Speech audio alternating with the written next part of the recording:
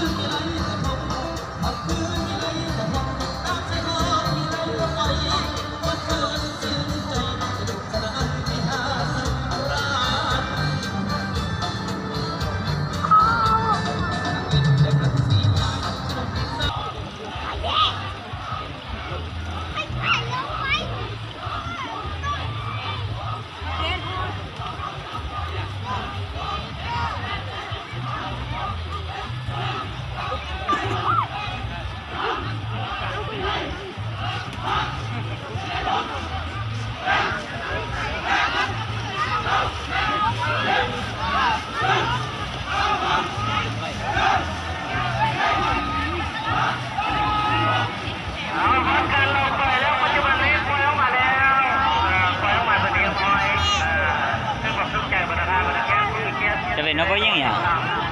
รับตรงอยู่ในสนามนำลาดตรงนี้ปล่อยลงมานี้เป็นดูดีซีระหว่างบ้านทางร่วงร้านไลออนอินเทอร์เน็ตเมืองไทยมันเขาเด็ดเท่าไหร่เนาะมันเขาเด็ดจะยังไงเนาะแล้วเลยเสียกินยังจ้านด่างเลยอ่ะ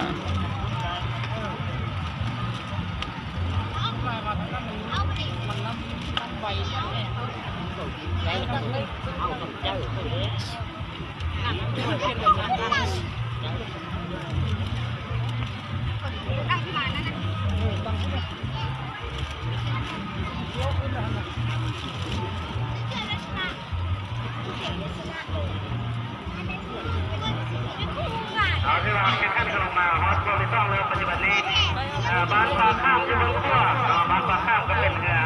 อนุรักษ์อย่างที่ว่าเป็นเรือที่ว่าเคยของแซมอยู่หน้านำขาดของเรา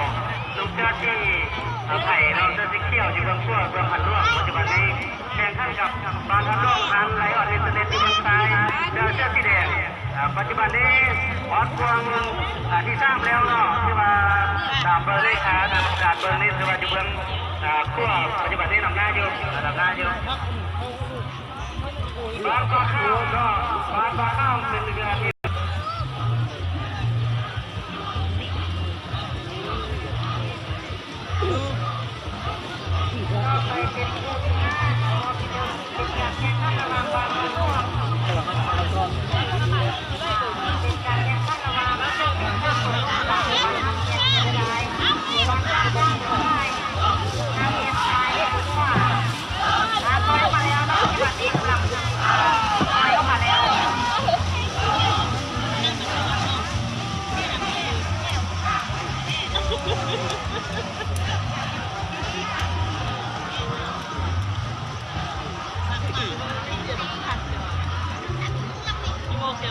แล้วติดเท่าต่อยอ่ะแต่ฉันđãติดเท่าต่อยปัจจุบันนี้กำลังพุ่งหน้าเข้าสู่โค้งที่หนึ่งค่ะเป็นการแข่งขันระหว่างหน้าปิดหน้าโคโลบาบ้านหน้าเทียนริมเมืองไทยบ้านเมืองไทยcái gì chữ vậy ไปเมืองขวาค่ะđến đầu là thắt tận nói cho nó cho lên tiêu chứ hả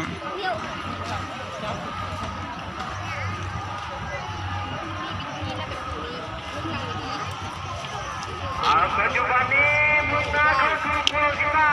มระหว่างสนามบินตาคุณลูกบาลบ้านฮับเย็นอยู่บนใต้บ้านเมืองไทยหางเก็บไปอยู่เมืองขวากำลังมุ่งหน้าเข้าสู่โค้งที่สามเข้าสู่โค้งที่เราต้องฟังแม่น้ำขาดด้วยตรงด้วยเชียร์กำลังใจนักกีฬาเราต้องทีมผู้ประกอบมาแล้วการแข่งขันโคเรีย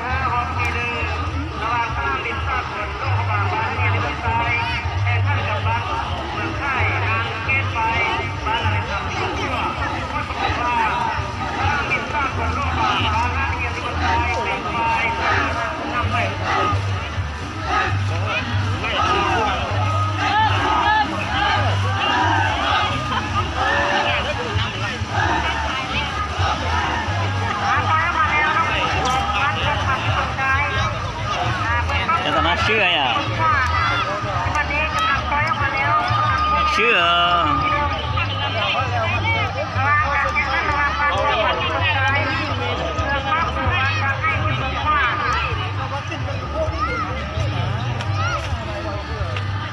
ไม่เขาหัวตึงปล่อยนะตัวเข้าไปปล่อยนี่สักปล่อยนี่ก็ปล่อยถึงไหนนะถ้าก็ปล่อยก็ต้องเขาอยู่น้ำตัว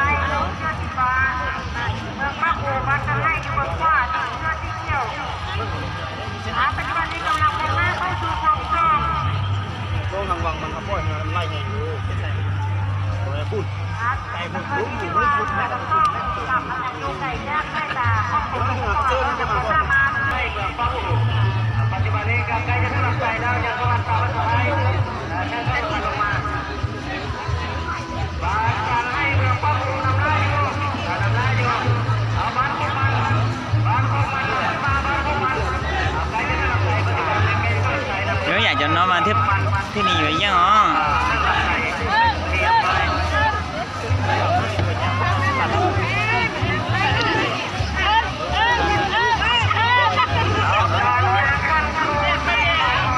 เดี๋ยวอยากจะนอนมาที่ย่อ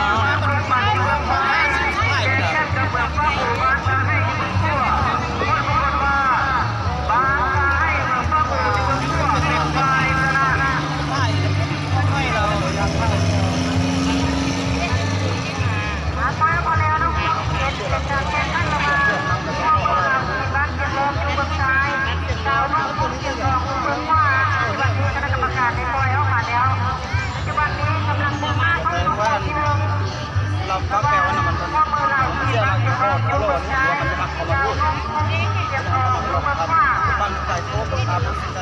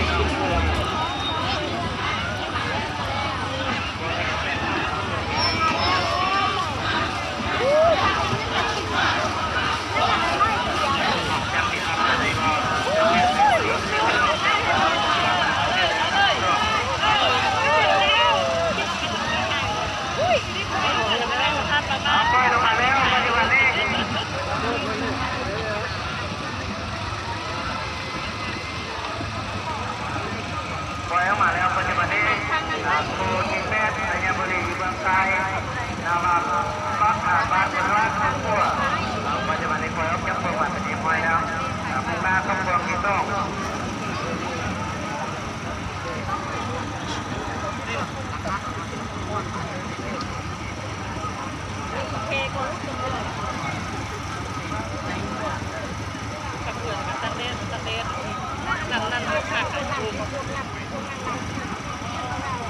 ปัจจุบันนี้มุ่งหน้าเข้าสู่โคทิโต้ระหว่างเมืองสัญญาบุรีอยู่เมืองไทยนาบาปักหาบานเป็นร้านอยู่เมืองว่ากำลังมุ่งหน้าเข้าสู่โคทิโต้ทางช่วงที่ไทยเพื่อเริ่มแสดงความเข้มแข็งมาได้กันทางเพลงขันกันด้วยความสามัคคีมิตรภาพเพื่อเติมลงที่สุดของความเกี่ยวกับ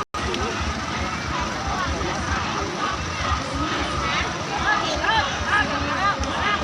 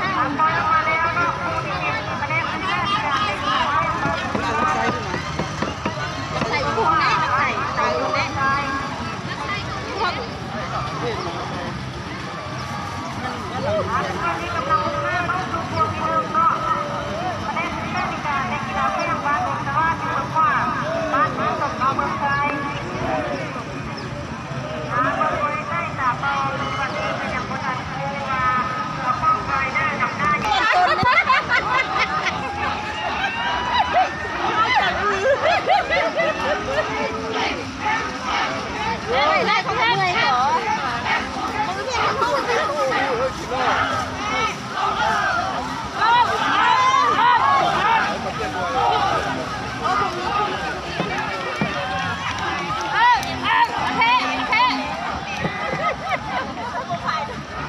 เป็นเล่นก่อนต่อ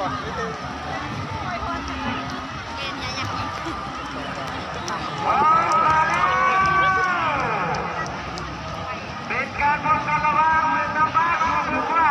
บริษัททงวิไลบานะเป็นคนตายกำลังมุ่งหน้าเข้าสู่โคกินึงกำลังมุ่งหน้าเข้าสู่โคกินึงขณะตอนนี้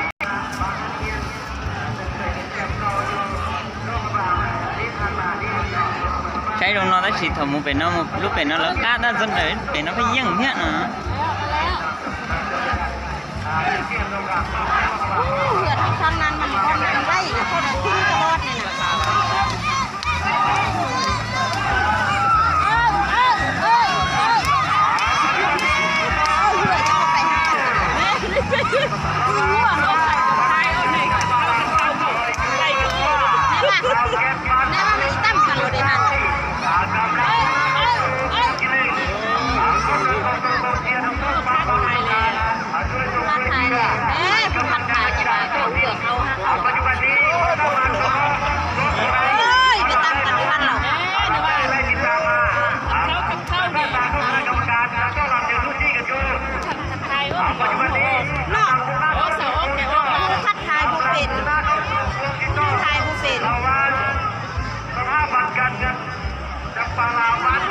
เป็นเนี่ยว่าพันเหลือกเฮ็ดว่ะ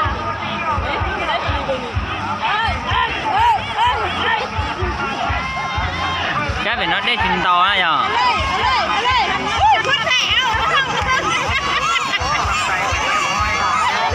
ใช่เป็นน้องได้จินโตอ่ะ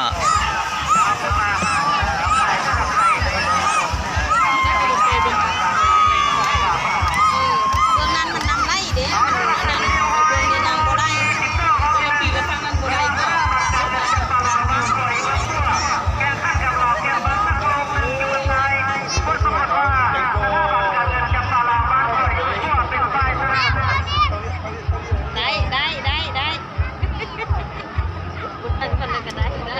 giờ mình sẽ đánh đá này xí rồi mà nhân nhân to do ให้ก่อเหตุเอาไว้นั่นจิตลงตางน้าลาวน้อยใหญ่แก่เงินเสื้อสายทำลายเกียรติสร้างลา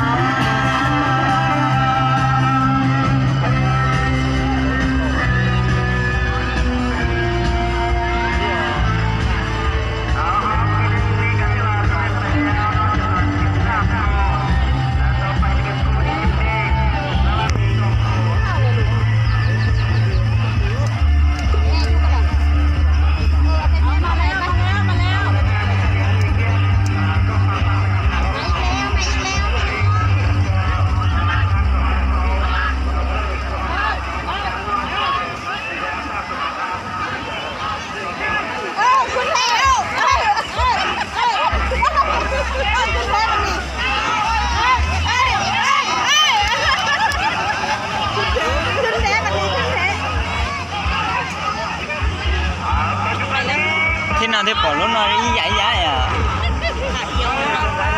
มันท่าเอียวนะ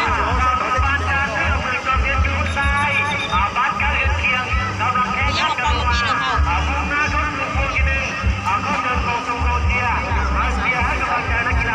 เข้างามเป็นตรงนี้เขาอยู่ได้แพ้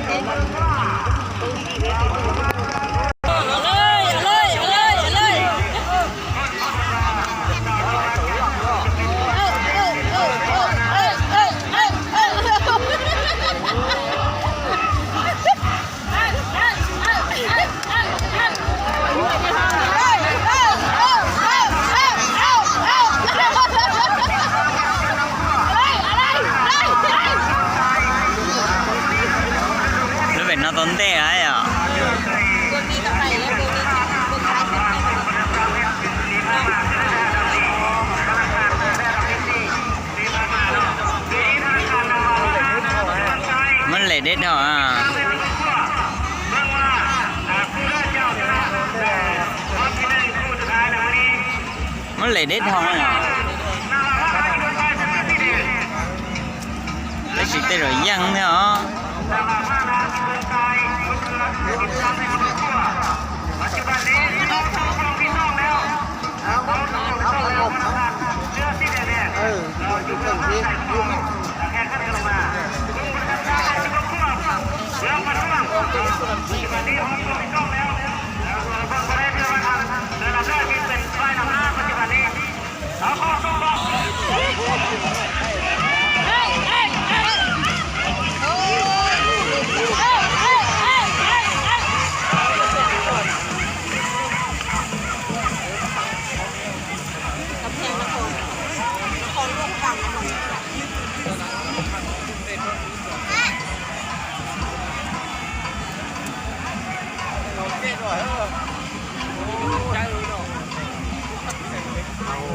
แต่มันน่าเชื่ออ่ะเด็ดเด็ดเท่านะ